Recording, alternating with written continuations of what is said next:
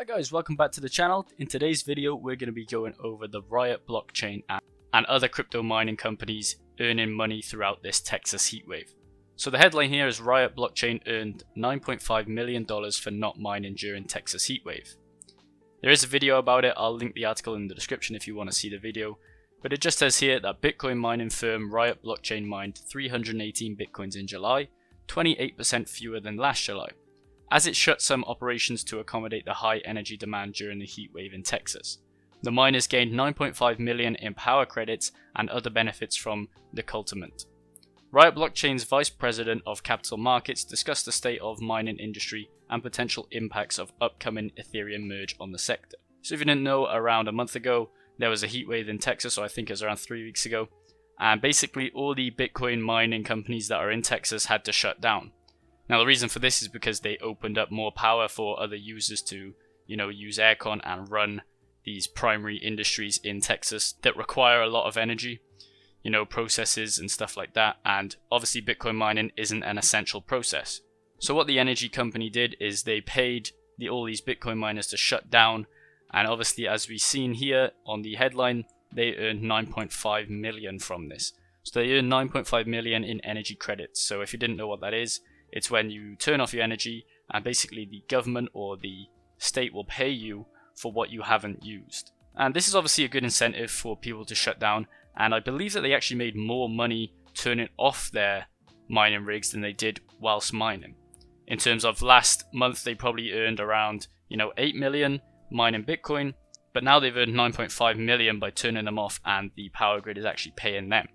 So this second article also ties in with this. It says House lawmakers send letters to 4 US crypto miners asking for details on environmental impact. Obviously with the Texas heatwave, there's obviously states and laws that come into it. So Riot blockchain is obviously named in this article as well. Core Scientific, Riot blockchain, Marathon Digital and Stronghold Digital received the letters from members of the Committee on Energy and Commerce. It goes on to say 4 publicly traded crypto miners received letters from the US House of Members and the Committee on Energy and Commerce looking to learn more about the impact of their mining operations on the environment. Core Scientific, Riot blockchain, Marathon Digital are 3 of the largest US miners, as well as the smaller Stronghold Digital, received the letters that they were signed by Committee Chair Frank Pallone, Bobby Rush, Diana DeGette and Paul Tonko. Blockchain technology holds immense promise that may make our personal information more secure and economy more efficient, the letters said. However, the energy consumption and hardware required to support proof of work-based cryptocurrencies may, in some instances, produce several externalities from the form harmful emissions and excessive electronic waste. So they're talking about how Bitcoin and obviously these Ethereum miners are basically wasting energy to mine coins. Now obviously it's not a fully waste of energy because you can make money from it, but in the terms of the lawmakers, they don't really see that this is an essential process and you're just wasting electronic waste. But it could be put onto more harmful things that will not make money basically. The letters come amid heightened scrutiny by lawmakers of the environmental impact of crypto mining. Most recently, in a letter sent to the US Environmental Protection Agency and the Department of Energy, 6 Democrats led by Jared Huffman and Senator Elizabeth Warren called the amount of energy used by miners disturbing and requested that the 2 groups require more reporting on emissions and energy consumption from the crypto mining industry.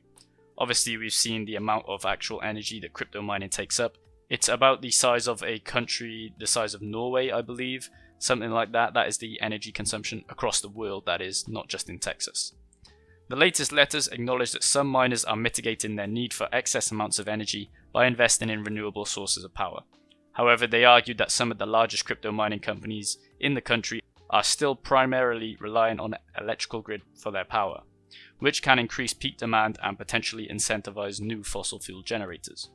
So I believe that they did actually do a survey about this, and a lot of these crypto mining companies are actually trying to get into renewable energy because they can foresee in the future that the Texas power grid or the grids of these states will not be good to them in the future, and they're looking for more alternative ways to mine.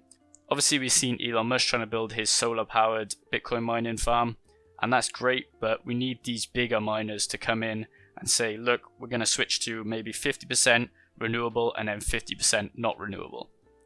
Obviously we can transition this, and I believe that in the future Bitcoin and Ethereum mining will drive this renewable energy wave to the point where, the infrastructure is all built up on renewable energy, and even if Bitcoin mining or Ethereum mining fails, they will still have the infrastructure there for renewable sources which they can use to power the whole state. I think it is ushering in a new wave of fossil fuels going out and then renewable power coming in. Lastly, I want to talk about Texas electricity resources. This is published on August 2020, so it was around 2 years ago. And it just goes over the electricity resources of Texas, and this is what we're obviously looking at for Bitcoin mining. Texas is the only one of the contiguous 48 states with its own standalone electricity grid, so that means that they have their own one. Many states might just be interlinked with each other and run by the whole country basically. And one of the three main grids in the US, the Eastern Interconnection, Western Interconnection, and Texas Interconnection. The Texas Interconnection, which covers 213 of the 254 Texas counties, is managed by Electrical Reliability Council of Texas, or called ERCOT. Portions of Texas near the state borders are covered by the Eastern and Western grids. So if we have a look on this map of ERCOT, we can see that to the east side, a lot of them aren't connected to ERCOT, so they'll probably be connected to the eastern grid, and on the west side some of them also aren't connected to ERCOT, so they'll be supplemented by the western side. As the independent system operator for the Texas grid, ERCOT connects more than 46,000 miles of transmission lines and 650 power generation facilities, providing electricity to more than 26 million customers. ERCOT's primary responsibility includes maintaining power reliability, ensuring open access to transmission lines, and facilitating competitive electricity markets. It's overseen by the Texas Public Utility Commission, which also enforces compliance with the state's utility laws and regulates Texas's electricity utility rates. So because Texas is obviously a massive state in the terms of all the other states, they have their own power grid, which basically is served by the people of Texas. And it says here, maintaining power reliability, and that comes into crypto mining and what they did this past summer with the heat wave. So obviously, if they're maintaining power reliability, they're going to these crypto miners and they're saying, look, we need you to shut down and we'll pay you for shutting down, but we're also going to need to use the energy and not let you crypto mine. So if we just scroll down a little bit, we can see that the early power plants produced electricity primarily from coal, steam, and hydroelectric energy. Today, Texas still generates electricity from some of these traditional sources, but increasingly relies on natural gas as a renewable source. According to ERCOT, nearly half of Texas's electricity was generated by natural gas-fired power plants in 2019. Coal-fired power plants and wind power each generated around 20%, while the state's two nuclear power plants, the South Texas project near the Bay City and the Comanche Peak near Glen Rose, supplied a total of 11%. Solar, hydroelectric, and biomass resources provided most of the remainder. As we can see here, we have an exhibit of the Texas electricity generation by fuel in 2019. It might have changed by 2022, but it's still going to be close to that. So at the top we have natural gas. Obviously that's going to be up the top because there's so much natural gas in Texas that, there's oil fields and stuff like that. And that's where most of the crypto miners go. They'll go straight to a oil field and they'll basically take the energy off of flare gas and then use that. So it is kind of repurposing that energy, but they're still taking up energy from the grid as well. And then it's coal, and then wind is 20%.